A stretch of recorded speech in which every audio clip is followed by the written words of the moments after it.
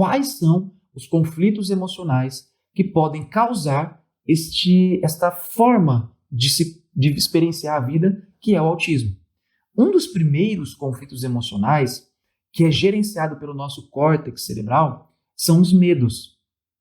E são principalmente os medos onde se controla a laringe, a musculatura da laringe. Então, existe uma região no nosso córtex, né, principalmente o lado esquerdo, que é muito próximo, né, à região, inclusive a área de Broca. Para quem não sabe, a área de Broca ela controla a nossa fala. Se você tiver um AVC na área de Broca, você perde a fala.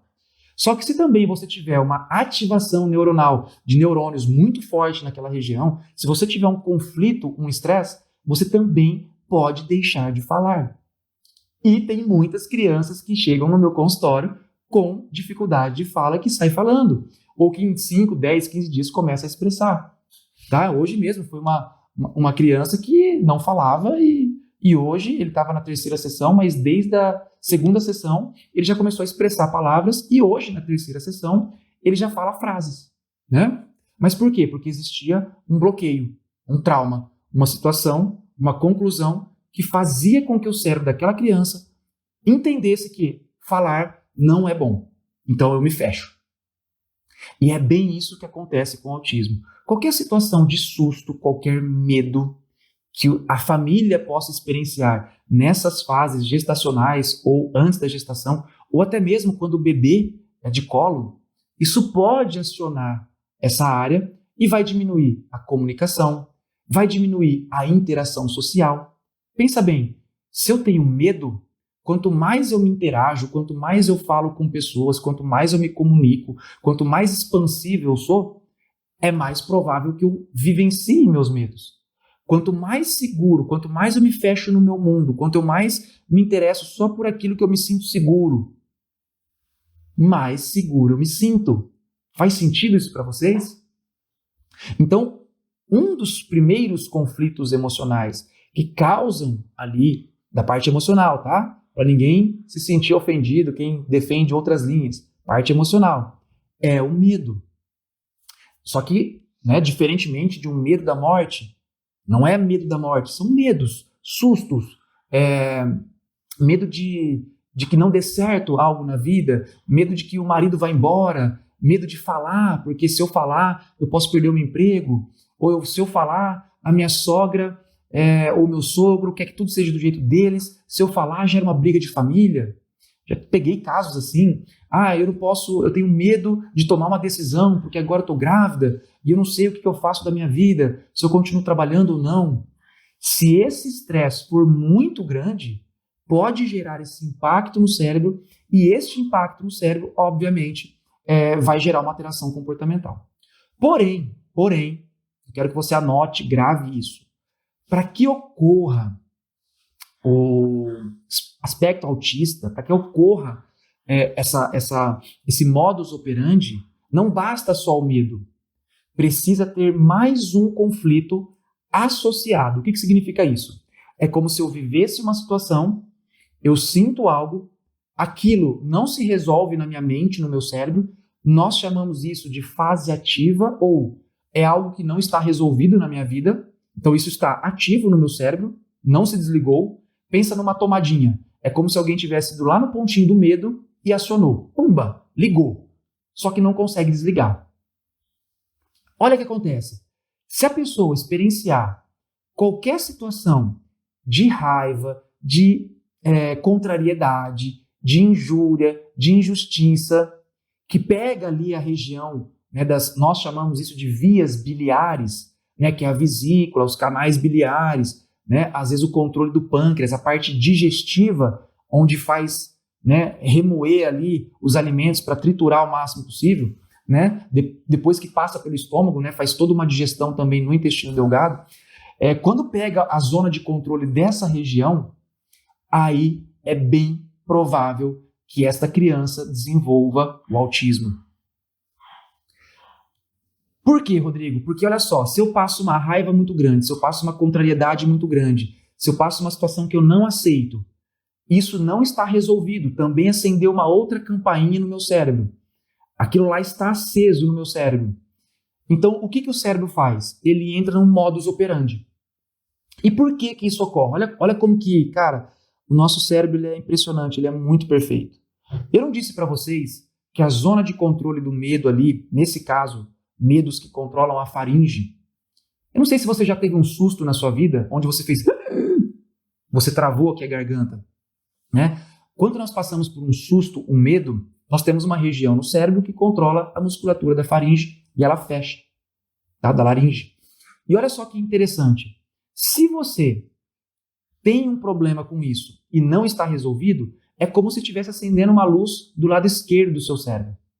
Se você passa por uma contrariedade muito grande, se você passa por uma situação de raiva, porque o meu marido me traiu, porque no meu trabalho ninguém faz as coisas do jeito que eu gosto, eu tenho muita raiva de quem passa a perna no meu pai, na minha mãe, se você tem raiva porque o jeito das pessoas não são como o seu, se você vive um conflito também de raiva, isso geralmente pega os órgãos, né, que é a vesícula, o pâncreas, que são controlados no lado direito do cérebro. E olha só o que interessante. Quando nós, seres humanos, isso é fisiológico, tá? Não tem como fugir disso. Quando nós, seres humanos, temos uma ativação do lado direito do córtex por um conflito e uma ativação do lado esquerdo do córtex por um outro conflito, e isso não se resolve, nós entramos numa patologia psiquiátrica. Nós entramos ou em depressão, ou em ansiedade, ou em mitomania, ou em agressividade, ou toques, manias. Por quê? Porque se você está aqui, vamos pensar comigo, raciocina comigo. Você está com o seu cérebro funcionando a 20 Hz, por exemplo. Aí você vive um medo de perder o emprego. Você vai para 100 Hz do lado direito, do lado esquerdo. Você vive uma contrariedade muito grande porque você não quer perder o emprego. Então, além de medo de perder, você fica muito contrariado. Porque você vê que as pessoas estão passando você para trás. Você também ativa o lado direito do cérebro. E vai também a 100 Hz. Então, pensa assim, fisiologicamente falando. A atividade cerebral sua, ela triplicou. Ela saiu de 20, ela foi lá para 100. Ela quadriplicou 5 vezes mais. Quando isso acontece, automaticamente nós mudamos a forma de enxergar o mundo. Nós entramos num estado ou de ansiedade ou de depressão. E no caso do autismo, ele tem esse comportamento, porque eu vivi uma situação de medo, eu vivi uma situação de contrariedade, de raiva. Então, para eu não experienciar essas situações de novo, porque isso não está resolvido no meu cérebro, eu me fecho. Eu me interesso só pelas minhas coisas, eu não fito aos olhos das pessoas, medo, né? Quando a gente tem medo, a gente não olha nos olhos das pessoas. Qualquer pessoa tem esse comportamento. E eu já tive muito esse comportamento de conversar meio que olhando de lado, porque eu tinha vergonha. É um comportamento biológico que nós temos. Então, o autista ele não fita aos olhos, ele faz movimentos repetitivos, muitos têm agressividade, e eu vou mostrar qual é a diferença daqueles que têm agressividade, daqueles que têm muitos padrões. Tem autista que não tem padrão repetitivo nenhum. Entendeu? Mas, principalmente, a comunicação e a parte social, né, é o que é padrão praticamente para todos. Então, quando nós temos uma ativação cerebral e isso não se resolve, automaticamente a gente entra num aspecto autista. E se a pessoa for um adulto, por exemplo, é aquela pessoa fechada, aquela pessoa calada, que não se comunica, que fica só às vezes no computador, no videogame, não interage com ninguém. Mas se ele tivesse 2, 3 anos de idade, ele ia ter um diagnóstico de autismo. Tá? E se isso acontecer na fase de desenvolvimento do óvulo, de espermatozoide, ou na fase de gestação, cara, é batata, pode alterar até a parte genética, e aí não tem solução, não tem o que fazer. A pessoa vai ser assim para o resto da vida. Porém, se você trabalhar os conflitos, ele pode começar a interagir, ele vai diminuir os movimentos repetitivos, ele vai falar. E obviamente, né, o objetivo desse comportamento é fazer com que a pessoa se proteja do mundo. Então, o objetivo deste comportamento autista é proteção.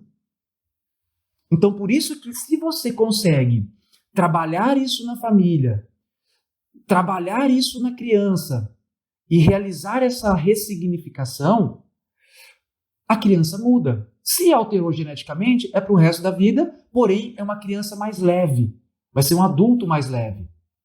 Se não alterou geneticamente, cara, 100% de melhora,